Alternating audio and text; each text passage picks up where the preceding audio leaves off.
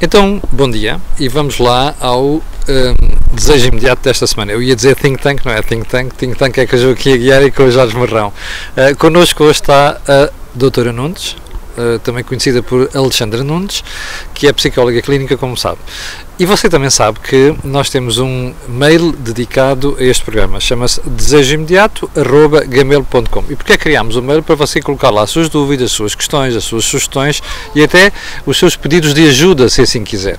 Ora, esta semana escolhemos um tema que diz muito a muita gente, infelizmente, que é depressão versus tristeza. É sobre isso que vamos falar hoje. Alexandra, vou começar a te perguntar, depois de dizer bom dia. Porquê que escolheste este tema? Escolhi este tema porque acho pertinente separar aqui os dois conceitos, até porque muitas vezes aparece nas consultas pessoas que apenas têm tristeza e que podem já vir medicadas apenas com um sintoma natural, não é? E por vezes a depressão acaba por ter aqui alguma situação. O que tu estás a dizer aqui é que há situações em que a tristeza pode evoluir para a depressão, mas antes de chegarmos lá, porquê é que tu, de forma tão veemente, me disseste durante a semana, quando preparávamos o programa, que era muito importante separar o conceito de tristeza do de depressão? Porque a tristeza é normal, né? É uma emoção que faz parte da panóplia de emoções que o ser humano tem e que muitas vezes não é encarada como tão normal.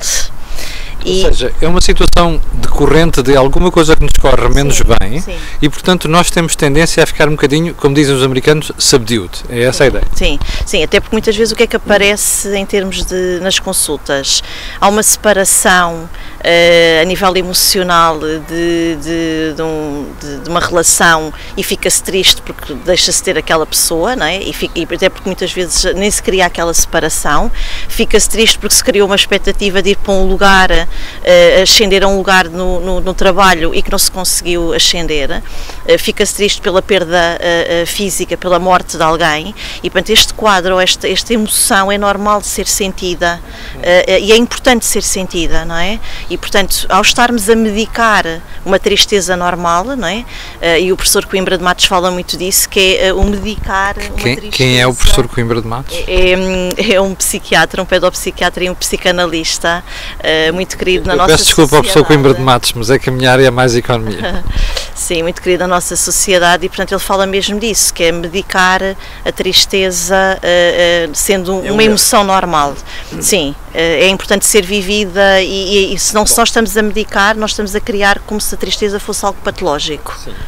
E tu, no início da conversa, dizias logo que encontras na tua praxis pessoas que vêm com tristeza, mas vêm medicadas. Isto é mais frequente do que se pensa? Sim, por vezes vêm, não é? Portanto, porquê? Porque já acabaram por dar esse feedback ao médico de família. Sim. E acabam por muitas vezes já vir, por vezes acontece. Então tens algum recado para os médicos de família em relação a esta matéria? Aqui acho que é importante haver... Não, don't be shy, não tenhas problemas. Nos meus programas é assim, quando eu tenho que dar recados, dou mesmo recados. Não, aqui é importante nós conseguirmos não generalizar ou termos muita atenção aqui com o diagnóstico que nós fazemos, não é?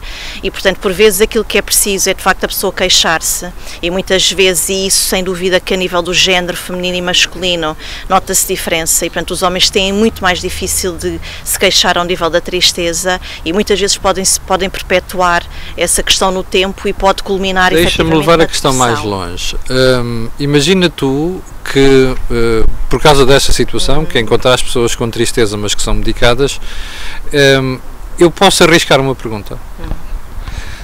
Tu não achas que os médicos de família deviam dar uma telefonadela a um psicólogo em situações destas e dizer assim, olha, tenho aqui uma pessoa que acho que está com tristeza do que outra coisa qualquer, você importa-se de ver a pessoa, não achas que isto devia acontecer com mais frequência? Sim, felizmente eu trabalho com alguns médicos de família e acabam por precisamente encaminhar-me. No entanto, tu continuas a encontrar pessoas medicadas com tristeza. Sim, sim. É por isso que eu estou a fazer esta pergunta. Sim, pronto. E aqui, de facto, é importante, mas nós também não sabemos qual é o input que o próprio paciente dá ao médico. para que na realidade ele possa querer estancar mais rapidamente essa sintomatologia. E portanto tudo tem a ver com aquilo que também o próprio paciente possa passar ao médico e o médico de facto ter aqui uma maior consciência de que será necessário essa medicação, não é? Mas é de facto aqui importante termos alguma cautela, porque nem tudo o que é possa ser, de facto. O que é que tu fazes a esses pacientes que recorrem a ti e tu percebes que estão apenas com um problema de tristeza e não têm necessariamente de estar medicados? Sim, aqui é dar a normalidade à própria emoção. Meaning? Ou seja, criar aqui uma situação da pessoa verbalizar e descascar a tal cebola para, de certa forma, desmistificar aquela tristeza e normalizá-la. Ou seja, o que tu vais dizer à pessoa essencialmente é: meu amigo ou minha amiga, que é para não haver aqui problemas de género, ok? Você não está com depressão, você está com tristeza, e tristeza não é preciso ser medicada, nós temos de tratar isto de outra forma. É essa a questão? Sim, e principalmente lá está, levar a pessoa a perceber esse seu quadro.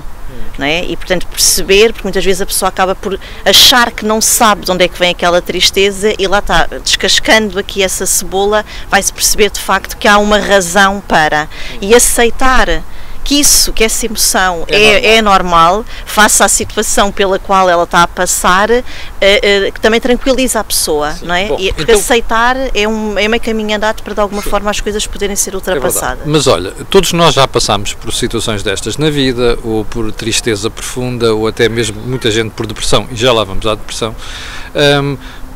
Mas as pessoas neste momento devem estar ali a perguntar: espera aí, então, mas durante quanto tempo é que é normal que eu esteja triste, sem que isso passe a depressão? Sim, pronto, aqui a tristeza e o versus depressão tem a ver efetivamente com o perpetuar no tempo e a intensificação dos sintomas, ou seja, a pessoa que está triste faz, regra geral, a sua vida normal. Fica alegre noutro momento, tem energia para poder fazer o seu exercício físico, tem energia para poder brincar com os filhos, tem uma atividade normal, tem momentos de tristeza e de vazio por, eventualmente, essa determinada situação pela qual está a passar. A depressão, nós estamos a falar de uma sintomatologia muito mais perpetuada no tempo e muito mais intensa. A pessoa está de facto... Mas é só essa a diferença? Aqui sim, ou seja, no sentido de há uma maior lentificação na depressão física e psicológica, portanto psicologicamente a pessoa acaba por estar muito mais lenta, e também implica aí que a pessoa acaba por ter muito mais uma culpabilização por se sentir assim, porque a pessoa sabe que baixou a sua forma, a sua rentabilidade cognitiva, e isso deixa de certa forma ainda mais deprimida e culpabilizada por essa situação. Bom, pergunta: essa evolução para a depressão pode não ter apenas a ver com tristeza, pode haver outras razões. Por exemplo, eu não sei o que é depressão, felizmente, mas na minha família já tive pessoas com depressão, e conheço muita gente, para dizer mesmo muita gente, que já passou por isso. E várias vezes ouvi as pessoas dizerem assim: se não fosse a medicação eu não me safava.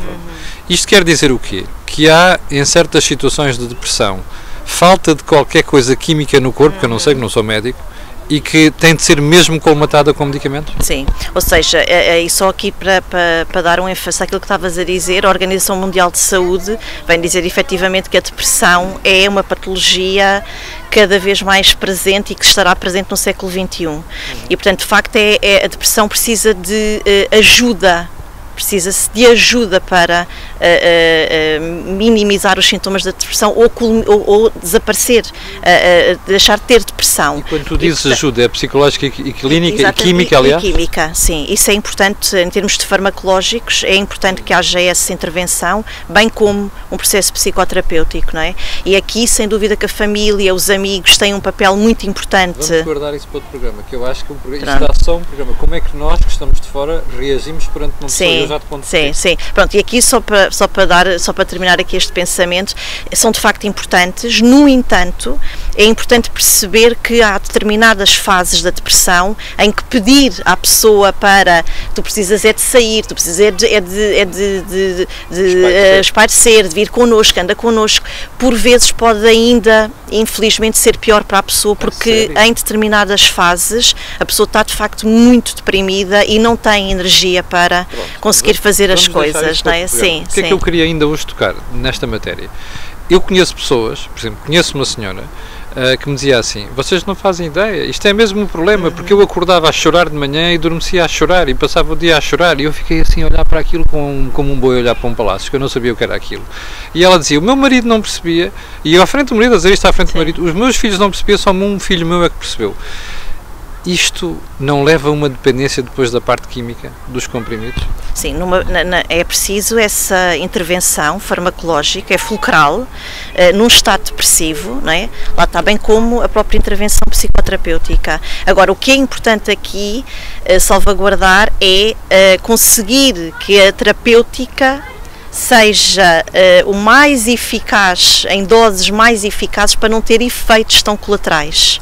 Porque infelizmente depois temos isso a nível da própria sexualidade, a nível da própria memória, né? Então conseguirmos ter uma medicação que possa, sem dúvida, ajudar a alavancar a pessoa, mas por sua vez não criar um processo de vegetação quase, porque muitas vezes as pessoas veem, parece um vegetal. Ela diz-me assim, o que aconteceu com esta pessoa? Sim, parece, ela não reage, claro, não faz nada, claro, parece uma folha, claro. Não é? Caiu ao chão, caduca. Sim, e aí estamos a falar de uma sobremedicação, não é? Olha, eu garanto que neste momento há gente que está daquele lado a pensar assim, estamos ali a falar há 10 minutos nesta matéria, mas para uma coisa, como é que nós podemos saber que estamos perante uma depressão ou que estamos perante tristeza? O mesmo é dizer, quais são os elementos que eu ponho assim na parede, que é para eu saber distinguir, espera aí, estão aqui umas luzes amarelas, eu posso não estar nessa situação, mas estar na outra. Sim, portanto, antes a depressão era só vista e tinha aqui como 3 grandes variáveis. Tinha a ver com a insónia, a pessoa não conseguia dormir, tinha a ver com o desejo sexual, que diminuía significativamente, e tinha a ver com a perda de peso. Hoje em dia, de facto, há muitas variáveis e daí a capacidade ou a necessidade de termos, de facto, uma grande atenção nesta formatação em relação aos sintomas da depressão. Ou seja, porque pode haver a tal lentificação, é algo muito transversal nas várias depressões.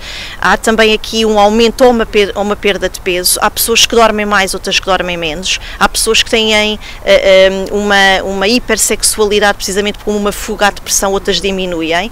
Outras, portanto, isto é de facto aqui muito... É muito difícil de perceber. Sim, portanto, mas agora, todas estas sintomatologias estão presentes efetivamente na depressão e são perpetuadas no tempo. Portanto, elas são constantes, a pessoa acaba por não ter capacidade ao longo do dia, muito mais ao longo dos dias, né, das semanas e dos meses, ter variações de humor para estar alegre, para fazer a sua vida, e é aí que faz a diferença da tristeza, porque a tristeza acaba por surgir ou por poder estar um pouco latente, mas a pessoa é funcional. Sim.